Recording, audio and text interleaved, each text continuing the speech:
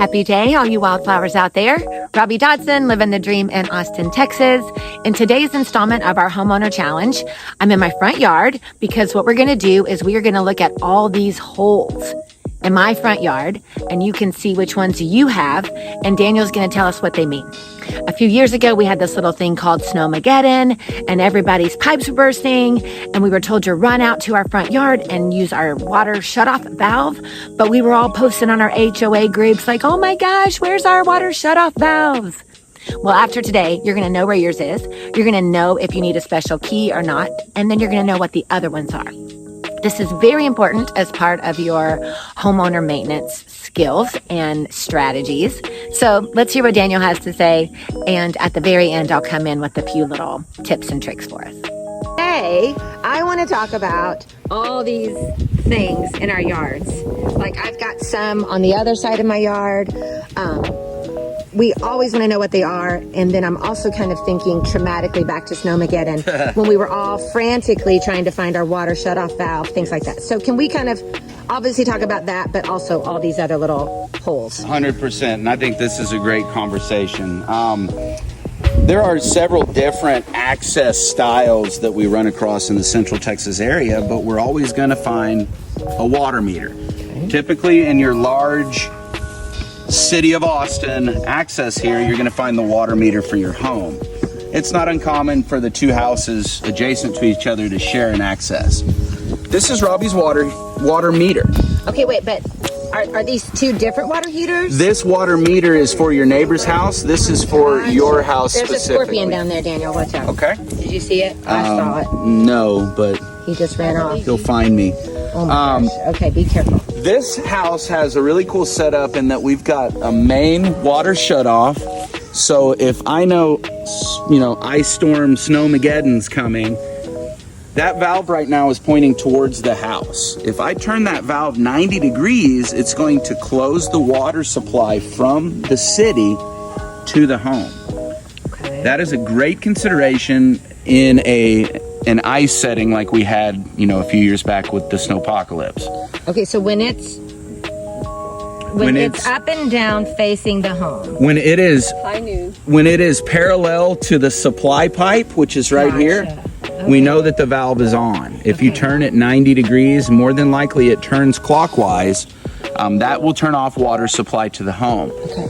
But so here I've got two side by side. So that means... So this is your neighbor's. Here you've got your neighbor's water meter, your neighbor's main cutoff, and what's called a pressure reduction valve, which you also have. Interesting. Okay. So the water meter is the city's apparatus. They're going to come check periodically when you see that person coming around with their little electric wand sensor. That's sensing the apparatus to make sure it's functional.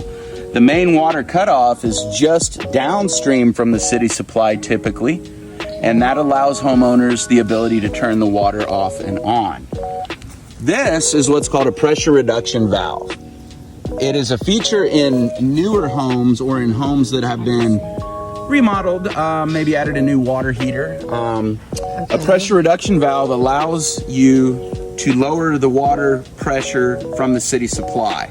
If it's over 80 pounds per square inch of water pressure, we need that reduced to between 40 to 80. That's where we like to see it. Pressure reduction valve is a good way to get that pressure into the zone that's considered normal. But can I do this myself, or is this something that you have to hire a plumber to do? To install it, you must hire a plumber. To adjust it, you can educate yourself on how to do it. There are several different kinds. Some do not allow the pressure to be raised once they are set. Okay. Yeah. We see this a lot in inspections. People want, like you'll be like, the water pressure's 50. Right.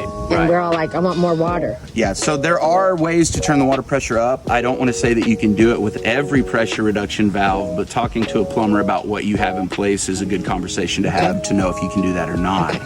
So would we ourselves ever need this? This water meter, you probably never need to open. The only time you will need to open a water meter cover is if your main water cutoff is in the same area as the water meter. That does exist on some older homes. Okay. There's also a city or municipal turnoff on these water meters. So If you forget to pay your bill, they'll come put a padlock on it, and there goes your water. Well, that would be embarrassing if I had a padlock. That would be embarrassing. So you don't need to worry about that one because it is on the city's equipment, and it's just a good rule of thumb for homeowners to never touch the city's stuff. Okay. If you got a scorpion, they can't do it. Yeah. I will say That's a big one. Oh, there it is. There it is. Can you see it? I do. I see this frog too. Maybe it was a frog. I like that better. Well, I will tell you. It's a little froggy. I will tell you, and thank you for that, Amber, because this does bring up a very big safety issue. As an inspector, I have seen everything from rattlesnakes to literally beehives on the lids of water meters. Be very careful when you're opening the water meter. I personally am terrified of snakes, so I carry a litter poker, like you see people on the side of the highway with, just in case I need to take care of something. That is why I'm not a home inspector. Crazy. I make vibrations. That's very smart. Amber just brought up a really good point. Make a lot of noise, movement, bang on the top with a hammer, something to let them know, hey, I'm coming. Give them a warning. Something that we city folk don't know. Okay. These are the yard valves that deal with the plumbing supply. Okay. There are also valve covers in the yard that deal with the sprinkler system. We touched base a little bit on the irrigation backflow prevention valve already. We can uncover that again just to show you Sheila. Known affectionately in my house as Sheila, yes. So here's Sheila, and you can see the yellow knobs on there. Those allow the ability to turn the water off to the sprinkler system. It's a good idea for winterizing. Okay. And you were saying if it has a green cover? Yes. So if we walk through the yard, periodically we're going to find little access ports that have a green circular lid. We've got one removed over here already, so we're going to use it as an example. You're sweet. Oh, yeah. As we walk past, you can see we've got this green lid here. If we open this valve cover, you can see the irrigation control valve, or what they call the ICV. This is in control of what I believe was zone 4 that we ran earlier. Okay, something I'll never say. Definitely want to keep those green covers in place. You will find over time that lawn equipment, foot traffic, and UV rays damage the lids. You can buy these at Home Depot or Lowe's, $3 or $4. But it's definitely a better idea to have these valve covers closed so we don't twist an ankle. More importantly than that, we don't want to damage this valve and cause a problem that won't allow functionality in that area of the system. And like this one has a lot of debris. Is that part of, Debris is it important to clean that out? You know, it's definitely a good idea to get stuff out. These are low voltage wirings. The connection should be nice and tight. You can definitely touch these and not worry about, you know, getting a big shock or anything, but having access to all the equipment and having it readily visible and free from debris is always a better scenario. Okay. Awesome. Learning. I need some covers. Let's go get some covers. So let's continue over here to this here. side just to show you some more examples of those valve covers. So you will see them in the yard, you know, and definitely These are just sprinkler things. Sprinkler things. Good idea to open them every once in a while. Interesting. Just like flushing your water heater, going in your attic. It's maintenance. It needs to be checked out every once in a while. And when I'm checking these, I'm just basically checking. Look at the wiring. Make sure that nothing looks loose. You know, if there's a wire that's not sticking into a connection, then we know that zone is probably not working. Okay. And when you turn the sprinkler controls on, if a zone isn't working, if you have a map of your sprinkler system, or if you create a map, then you can go to that zone and say, okay, I know it's zone 7 wasn't coming up. Well, maybe you open the cover for zone 7 and one of these wires is loose. Interesting. You just became an electrician for the day. Congratulations. Do you turn the electricity off at the... Amber is asking another great question, and I think turning the electricity off or unplugging the control panel is a good consideration, but because it is low voltage wiring, it doesn't have the same electrical injuries possible as, you know, home electricity. But there's no reason to not be safe. Turn it off. Maybe if you want your hair a little bigger. Well, if you want your hair a little bigger, Maybe you go for it. With my luck, I'm doing this, and the sprinkler comes on.